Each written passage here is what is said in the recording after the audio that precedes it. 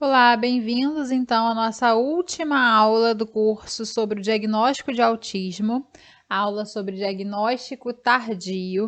Aqui é importante dar uma contextualizada, pois, como eu falei em alguns momentos aqui do curso, esse curso é uma adaptação online de um curso que acontece há alguns anos já de forma presencial no Rio de Janeiro. E esse módulo, especificamente do diagnóstico tardio, foi um módulo novo, é um módulo novo que foi incluído somente agora na versão online. O diagnóstico tardio na minha vida profissional surgiu a partir da demanda de pacientes adultos ou jovens adultos, né, a partir aí dos seus 20 anos, mais ou menos, que tiveram contato com informações sobre o autismo, seja na televisão, como uma novela, né? Numa época tinha uma menina que era uma jovem adulta e tinha autismo. Depois na Malhação, né? Entrou uma personagem que tinha autismo. Nesse meio tempo teve uma série do Drauzio Varela no Fantástico sobre o tema. Então foi o autismo sendo visto na televisão aberta para um grande público. Então muitas pessoas desde essa época começaram a pesquisar na internet a partir dessas informações iniciais sobre o que era autismo e achavam que tinha a ver com o que elas sentiam, com a forma como elas se viam no mundo. Então passaram a me procurar, acredito que a procurar outros profissionais também, porque não se achavam que não se enquadravam na sociedade e achavam que o autismo poderia estar por trás aí para meio que justificar essa falta de enquadramento, né, entre aspas. E a partir de então, eu me vi de mãos atadas num momento, porque como a gente viu até aqui, os instrumentos de rastreio, eles englobam uma idade muito limitada. O PEP-R, que foi o último que a gente viu na aula passada, é o que vai um pouquinho mais além, mas mesmo assim termina na adolescência. E então eu precisei elaborar um material autoral próprio para atender a esses casos. Né? Então, baseado, obviamente, em todos os conceitos, em tudo que a gente estudou até aqui, nas características diagnósticas, nos conceitos de autismo, considerando todos os estudos, desde aqueles mais históricos que a gente viu lá no início do curso, até os mais atuais, né, das neurociências. Então, baseado em todas as informações, nesse compilado de informações, eu elaborei um método para avaliação tardia desses casos de autismo, onde os instrumentos de rastreio não conseguem mais nos ajudar. Importante dizer que, talvez tenha aqui em algum slide, mas já vou adiantando o assunto, autistas que têm um quadro mais de moderado a severo, bem provavelmente eles já estão diagnosticados, né? Ou com autismo mesmo, ou com um diagnóstico errado de esquizofrenia ou algum outro transtorno, né? Mas são casos que, pela gravidade, já chamam mais a atenção da família ao longo do desenvolvimento. Então, esses casos, mesmo que sejam com um diagnóstico errado, né, mas esses casos provavelmente já estão sendo vistos e acompanhados por um profissional. No caso do diagnóstico tardio, no meu caso, 100% dos pacientes, mas precisaria realizar uma pesquisa mais ampla para fechar esse número de forma mais assertiva, mas 100% dos pacientes que chegaram para mim com essa possibilidade, que não significa que tenha sido confirmado, né? São casos ou suspeitas de autismo leve. Exatamente por todo esse contexto que eu falei aqui para vocês. São pessoas que se informaram e que tiveram essa habilidade, essa capacidade de se comparar com aquilo que estava sendo dito, de ir pesquisar, de chegar até o consultório, né, de buscar essa avaliação. Então, o comprometimento acaba sendo o mais leve mesmo.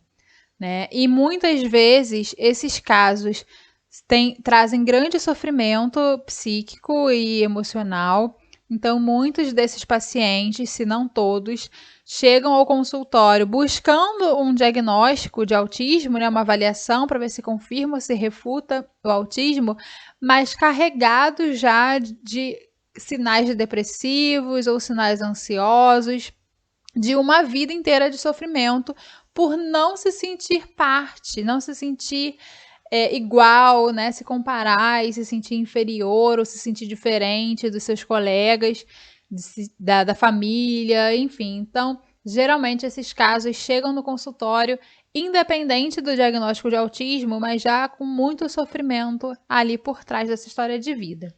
Então, vamos nos aprofundar um pouquinho aqui na questão do diagnóstico tardio. Considera-se tardio o diagnóstico posterior aos 3 anos de idade. Faixa etária esta considerada ideal para diagnóstico e intervenção precoces por possibilitar um melhor prognóstico. Entretanto, com a disseminação de informações pelas TVs e mídias sociais, torna-se cada vez mais comum que pessoas mais velhas busquem e se identifiquem com sinais e sintomas relacionados ao TEA e cheguem ao consultório. Um pouquinho do que a gente estava conversando antes. Pessoas com quadros mais severos e moderados de autismo, devido aos comprometimentos mais profundos em seus desenvolvimentos, acabam tendo acesso a um diagnóstico mais cedo, ainda na infância, mesmo que após os 3 anos. Ali eu conceituei como diagnóstico tardio posterior aos 3 anos, por aquela questão que está explicada, né? Porque 3 anos é considerada a faixa etária ideal para uma intervenção precoce. Mas uma criança de 5 anos, por exemplo, 6 anos, né, ela está sendo considerada um caso de diagnóstico tardio, porque está fora dessa faixa etária ideal, porém, sendo ainda na infância, ainda tem alguns instrumentos que ajudam, né, tem a questão escolar, né, que muitas vezes auxilia também, tanto na avaliação quanto na intervenção, então ainda assim é comum. De uma forma geral, quem chega ao consultório por sua própria conta para tentar entender o motivo por trás de uma vida de insatisfação e sentimento de deslocamento e sofrimento psíquico são jovens e adultos, a partir de 15 anos em média. Devemos ter cuidado, pois como geralmente são pessoas com comprometimentos menos evidentes a nível de linguagem e cognição, elas chegam no consultório dominando o assunto após estudos e buscas. Então, o processo diagnóstico, através somente de entrevista, pode ser contaminado e enviesado, tendo em vista o objetivo por trás, que é a confirmação ou negação do quadro. Então, vou parar aqui para a gente conversar mais um pouquinho sobre esse último parágrafo do slide. Como eles são pessoas, né, que não têm tantos comprometimentos assim e que buscam informações para se enquadrar ou não dentro de uma explicação para aquele sofrimento psíquico, eles vêm estudados, eles vêm sabendo o que é o autismo, né, baseado no Dr. Google, mas eles vêm sabendo minimamente o que é o autismo, o que é esperado, que resposta que ele vai dar e vai ser considerado autista ou não. Então a gente tem que ter muito cuidado, porque só na conversa com eles podem conseguir nos manipular para que a gente confirme ou refute o diagnóstico, dependendo do que ele está buscando. E isso também é muito importante da gente saber, que é o motivo da busca pelo diagnóstico. Se é só uma questão de autoconhecimento ou se é uma questão, né, relacionada a questões trabalhistas, a direitos, né, legais. Então é importante da gente entender por que aquela pessoa está ali buscando o diagnóstico. Então, para atender da melhor forma essas pessoas, como eu contei para vocês lá no início, criei uma metodologia de avaliação na qual propõe atividades lúdicas que consigamos checar as características diagnósticas do autismo, já que não há mais instrumentos de rastreio que auxiliem nessa faixa etária, e como dito em aula anterior, não existem exames laboratoriais nem de imagem que diagnostiquem. Aqui é importante ressaltar que atividades lúdicas, que eu quero dizer, é que vai trabalhar com essa vertente mais lúdica, de jogos, de atividades práticas, não só do discurso. Mas, obviamente, a gente vai tentar adaptar para a faixa etária daquela pessoa, para não infantilizar o paciente. Também é importante destacar que nenhum diagnóstico deve ser feito por apenas um profissional ou especialidade. Eu sou psicóloga e sempre encaminho para avaliações complementares, como a psiquiatria, neurologia, neuropsicologia, fonoaudiologia, terapia ocupacional, etc., considerando sempre os relatos sintomáticos do paciente. Então, eu sempre encaminho para psiquiatria, neurologia e neuropsicologia. Esses 3 encaminhamentos são certeiros. A neurologia, sobretudo para os exames de descarte. A psiquiatria e a neuropsicologia para uma visão complementar. Agora, se tem alguma questão de comprometimento da fala, por exemplo, aí eu encaminho para a fonoaudiologia. Se tem alguma desordem sensorial, eu encaminho para terapia ocupacional e assim vai. Se tem relatos, por exemplo, de taquicardia, que pode estar associado a um quadro de ansiedade ou não, ou pode ser algo realmente orgânico, fisiológico, então encaminho para um cardiologista e assim vai. Alerta! Ainda que a medicina não conte com exames que confirmem o diagnóstico, o encaminhamento para esses profissionais é fundamental para exames de descarte, como a gente já vem falando. Então, começamos as atividades que eu implementei, que eu costumo usar.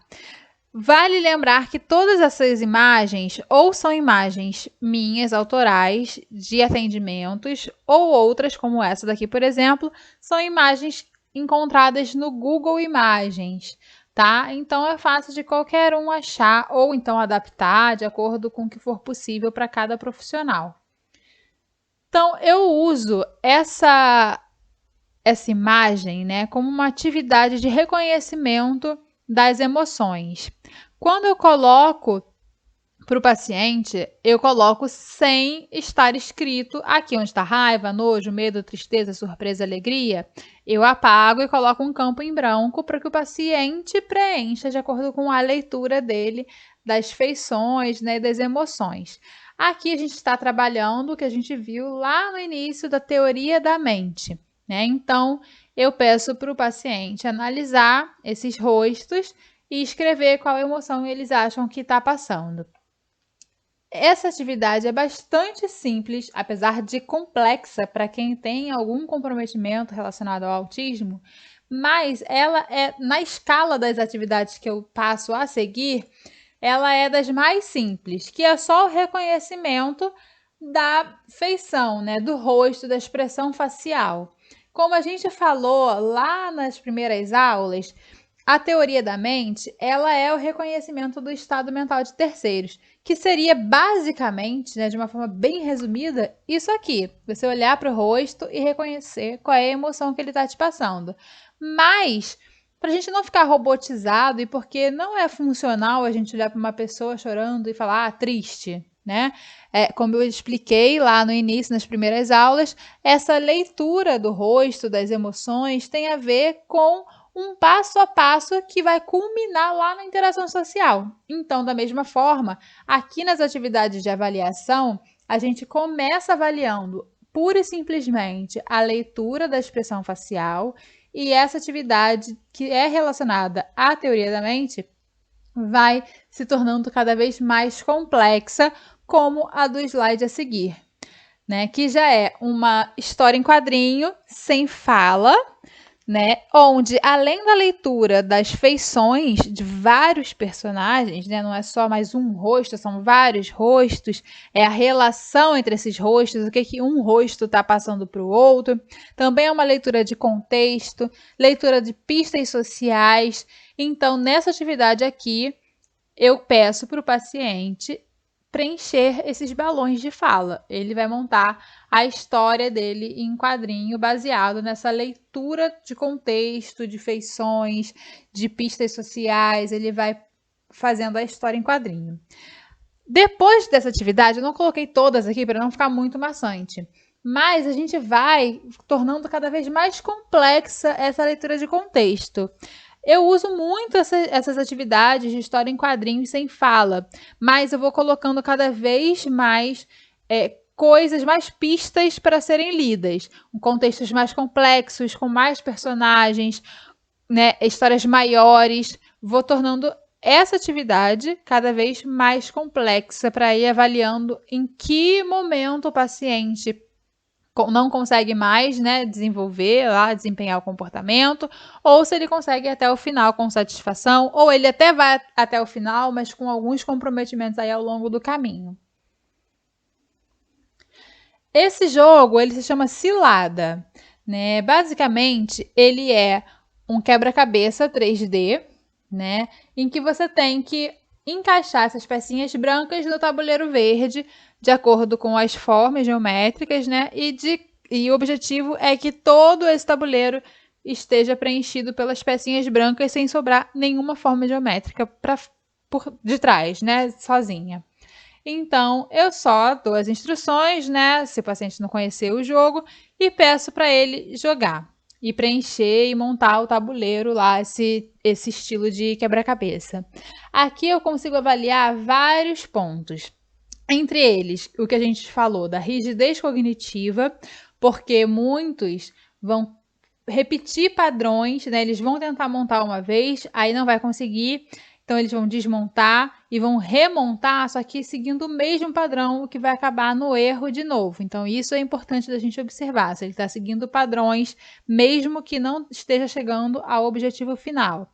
A questão da coerência central, né, que é ele juntar essas pequenas peças em um todo, com significado que seria esse tabuleiro, esse código desse tabuleiro. E também a questão das funções executivas, sobretudo de planejamento, sequenciamento de ações.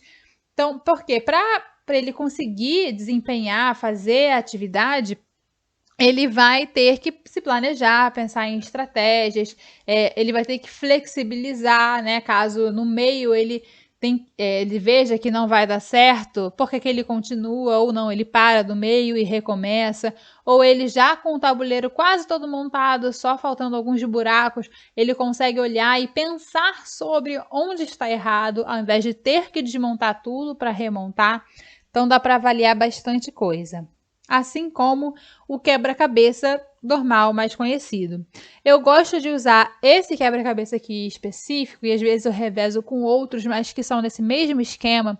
Como vocês podem ver, são muitas peças, é um quebra-cabeça de 40 peças, de 60 peças, desculpa. E ele é bem colorido, tem muitas informações, que são vários monstrinhos, então não é para formar nenhuma imagem conhecida, né? Não é uma pessoa, é algo que vai para além do campo do conhecido, do concreto, né? Então a gente vai trabalhar além das questões do cilada, a gente também vai trabalhar essa assimilação de estímulos, né? Pelas cores, que são muitas, pelas peças, que são muitas, e assim vai. Aqui eu coloquei um exemplo de um paciente mesmo, essa resposta aí que está em vermelho é de um paciente, não foi inventada, que é de uma atividade que eu coloco o início de uma história e peço para o paciente continuar. Então eu escrevi lá: meu amigo tem um cachorro pastor alemão.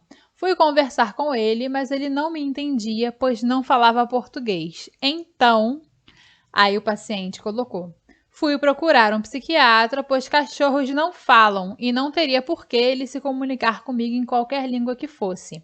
Tomei uns medicamentos e hoje estou curado. Então, a gente vê aqui que a narrativa que eu trago, vocês podem usar na prática de vocês essa mesma história, mas vocês podem inventar também. O importante é que seja uma narrativa que seja do mundo da fantasia, para a gente avaliar realmente assim, o apego ao concreto, a habilidade ou não, né, de trabalhar com informações de faz de conta, a criatividade, a subjetivação. Então, você pode montar a sua frase inicial, né, tendendo a avaliar esses itens e pedir para o paciente completar. Eu geralmente uso 2 ou 3 historinhas assim, né? E aqui nesse caso a gente vê que o paciente ficou bastante preso ao concreto.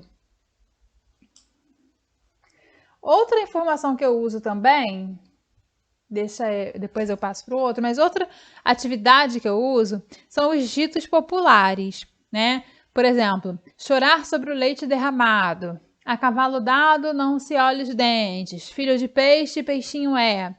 Né? Eu coloco uma folha com quase 10, né? Até 10 frases dessas, até 10 ditos populares e peço para eles explicarem o que cada dito popular quer dizer.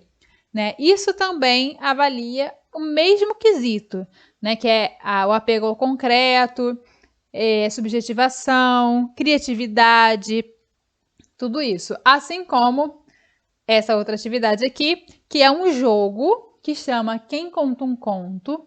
Nesse jogo são sorteadas cartas do personagem, de ação, o cenário, né, algum trecho, né, algum objetivo da história. Como você vê ali, é uma carta de cada item desse, né? E o paciente tem que desenvolver uma história com aqueles itens. Tem um outro jogo também que é bem parecido, mas eu gosto desse porque ele traz bastante itens de fantasia. Então ele trabalha com príncipes, com dragões, castelos, coisas que são bem do mundo da fantasia. E aí possibilita que a gente consiga acessar essas habilidades para avaliar, né? De faz de conta, criatividade, subjetivação. As características mais básicas da díade sintomática, a comunicação e interação social, interesses restritos e estereotipados, podem ser avaliadas no cotidiano do processo, na relação paciente-terapeuta e também através dos relatos trazidos das vivências do paciente. De toda forma, não devemos nos prender somente nas histórias contadas de forma pontual, mas contextualizadas e relacionadas com o possível de ser observado. Então, antes de passar, né, um pequeno spoiler. Então, o que acontece? Tem casos, por exemplo, que por algum motivo o paciente quer que confirme o diagnóstico de autismo. Então, como eu disse lá no início dessa aula, ele vai trazer toda uma narrativa que vai preenchendo todos os quesitos necessários. Inclusive narrativas da época de infância. Uma vez eu atendi uma paciente, uma mulher, em torno dos 30 anos, e ela, na época, estava passando uma Malhação, onde tinha uma personagem que tinha autismo. Ela se identificou com algumas coisas da personagem e aí foi me buscar para ser avaliada.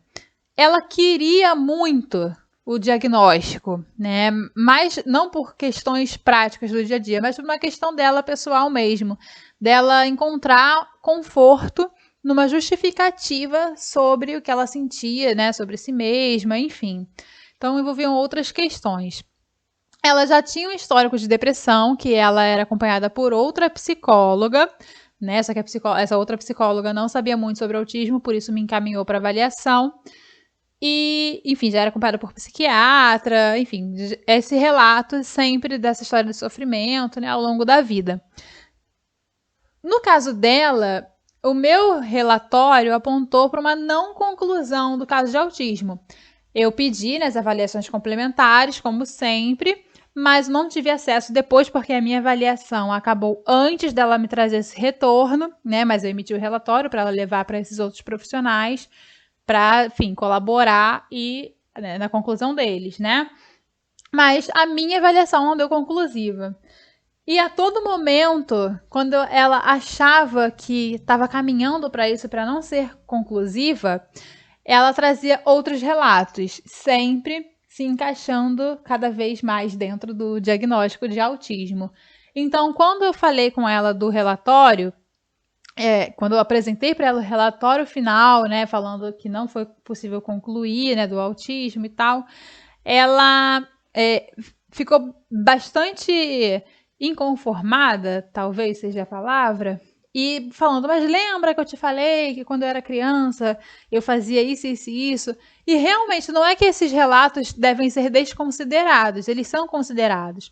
Só que, por exemplo, ela tinha muitos relatos de manias estranhas, né, como ela chamou, de ficar empilhando o maço de cigarro do pai, por exemplo, né? Então, por mais que ao longo da vida ela tenha sido ensinada de que isso não era funcional, que não podia fazer, ou proibida, ou então tiraram os maços de cigarro do alcance dela para ela não fazer mais. Enfim, por mais que em algum momento ela tivesse abandonado esse hábito, né, porque, enfim, né, educaram ela para que ela não reproduzisse mais isso.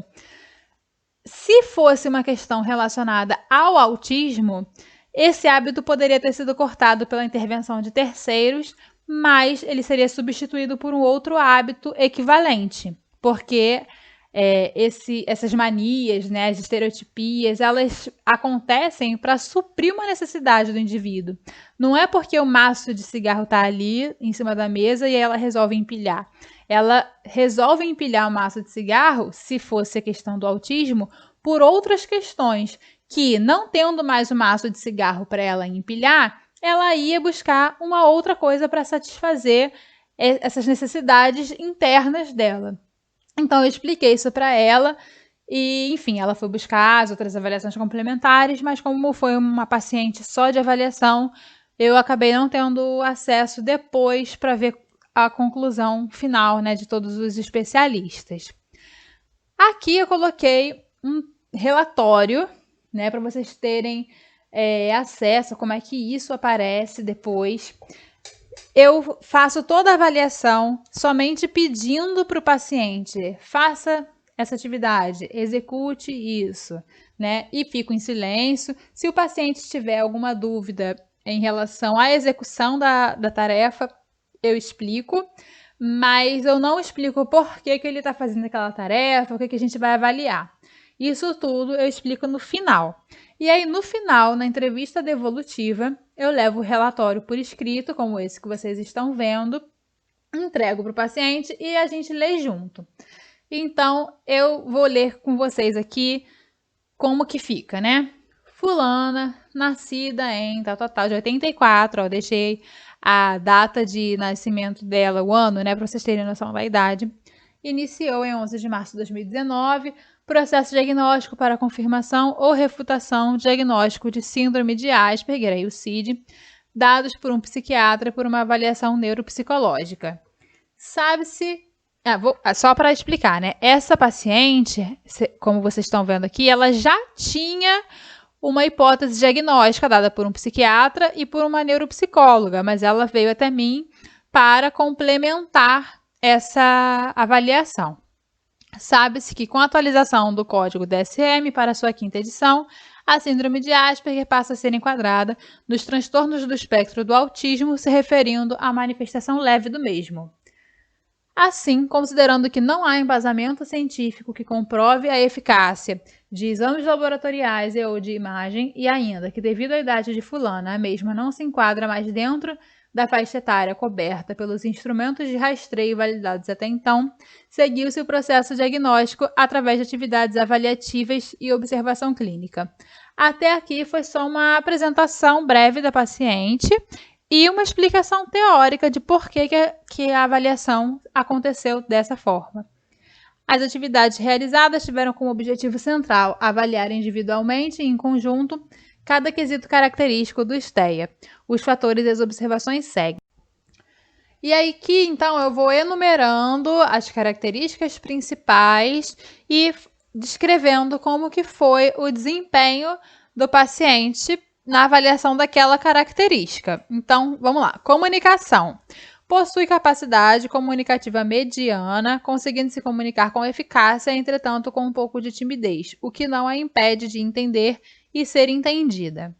Interação social. Durante o processo diagnóstico, teve vínculo terapêutico favorável, entretanto, há relatos da própria de dificuldades de interação. Então, assim, comigo ela interagiu bem, mas eu achei importante considerar os relatos que ela me trouxe.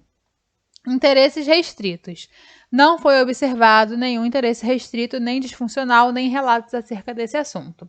Aqui eu coloquei, então, mais destrinchado, mas a díade sintomática principal do autismo. E aí, ali, né, na sequência, eu fui falando dos outros quesitos. Teoria da mente.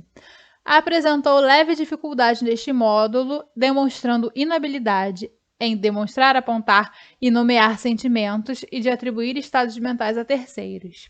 Coerência central. Teve bastante dificuldade nesse quesito, em juntar partes em todo provido de significado, demonstrando também pouca persistência diante de uma dificuldade, rigidez cognitiva e inflexibilidade para repensar estratégias. Subjetivação e criatividade. Apresentou significativa dificuldade nessa área, presa a dados concretos e com criatividade aliada preponderantemente a dados objetivos. Então, aqui conforme eu vou lendo, né, esses quesitos, cada um, principalmente esses 3 últimos, eu vou explicando para o paciente. Na teoria da mente, aí eu leio, aí eu explico, né? Lembra aquela atividade da história em quadrinho, tal. Eu vou lembrando, pontuando qual foi a atividade que eu avaliei, já que muitas vezes o paciente não consegue, né, ligar uma informação à outra. Independente do diagnóstico, né, ele não consegue porque, enfim, não é a especialidade dele. Coerência central, você foi assim, desse jeito. Lembra aquela atividade, o jogo, quebra-cabeça, que você teve dificuldade, depois naquela outra atividade do cilada, e depois naquela outra. Vou lembrando as atividades e o desempenho dela, né? E assim vai. Após 6 sessões diagnósticas, é possível confirmar a hipótese diagnóstica de autismo leve e síndrome de Asperger, e o CID-10 novamente, levantada anteriormente por profissionais de outra especialidade. Importante ressaltar que eu já esclareci que estou lidando com autismo leve, porém, o CID-11 ainda não está em vigor aqui no Brasil, né? E isso é do início de 2019, então estava menos ainda, né? Então, achei importante usar os 2 termos, porque autismo leve é o termo que está se usando, porém, a síndrome de Asperger é onde está localizado no CID-10, que era o documento em vigor da época. Então, como um laudo, um relatório, só é considerado laudo, relatório oficial se tiver o código do CID, eu achei importante pontuar dessas 2 formas.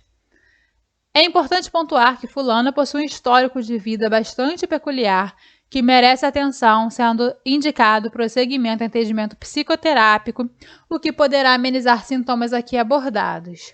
Aponta-se ainda que ao longo do processo de avaliação, ela apresentou sintomas de ansiedade, aí o CID da ansiedade, sendo indicado, então, acompanhamento psiquiátrico de forma a controlar o quadro, impedindo que haja maiores comprometimentos posteriores.